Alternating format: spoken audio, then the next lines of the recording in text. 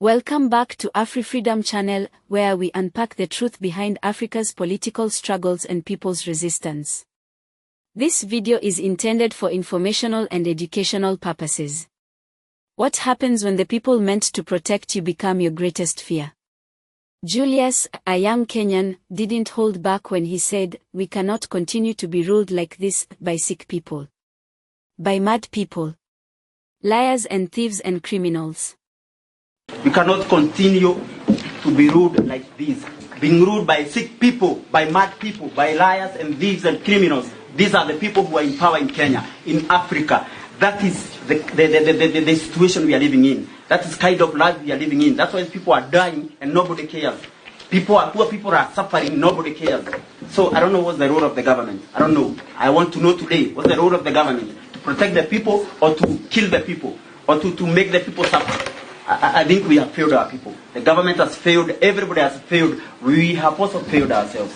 I don't know. My concerns will not allow me to keep silent. And at any time, at any moment. I don't know whether this is going to come up anywhere, but we must have this debate. We must have this conversation. We cannot continue living in fear. I see a lot of fear in this country. A lot of fear in the courts.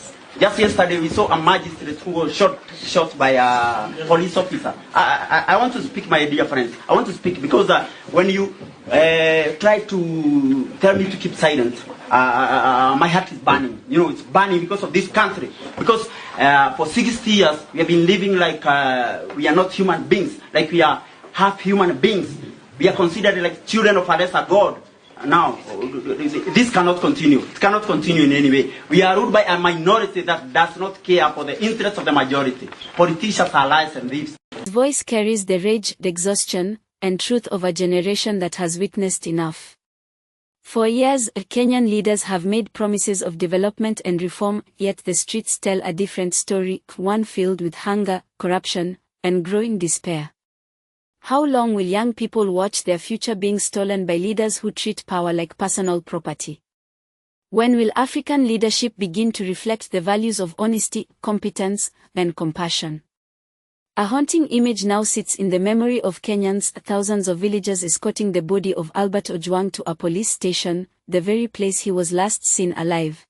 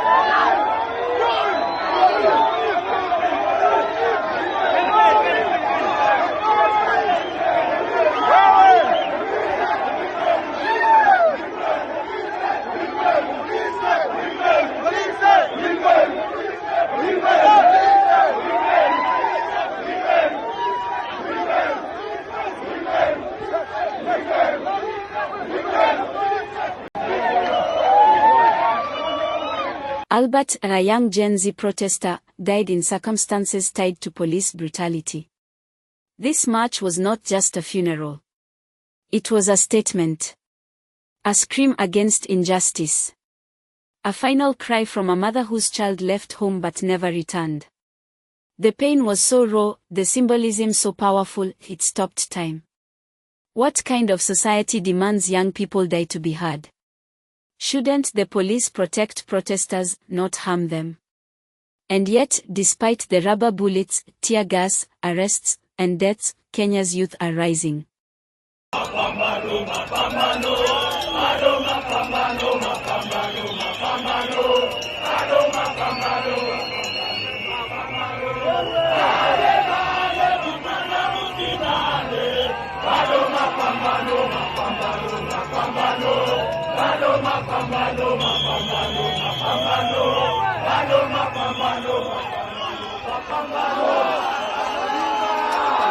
Their defiance is not born of recklessness but of a burning hope for a better future. They are tired of empty words, tired of being told to wait, tired of living in poverty while a corrupt elite flourishes.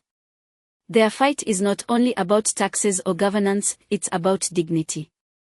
About reclaiming the soul of a nation. Can Africa afford to ignore the boldness of Kenya's youth?